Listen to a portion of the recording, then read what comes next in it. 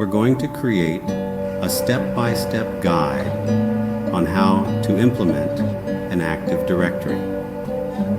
This will serve as a foundational tool for managing your network's resources efficiently.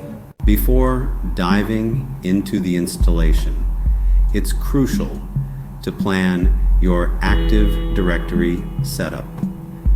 This involves deciding on a domain structure, designing an organizational unit, and planning for scalability and security.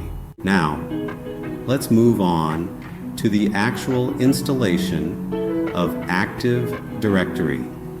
This process includes setting up a domain controller and configuring your server to manage user access and security policies effectively.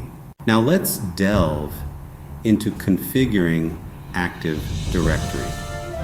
This process is crucial for setting up your environment to manage users and devices effectively. Once your Active Directory is configured, managing it is the next step.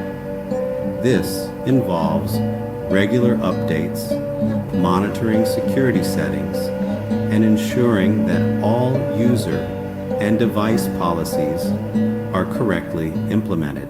To wrap up, mastering Active Directory configuration and management is essential for maintaining a secure and efficient network. Remember, regular updates and vigilant management are key to leveraging the full potential of Active Directory.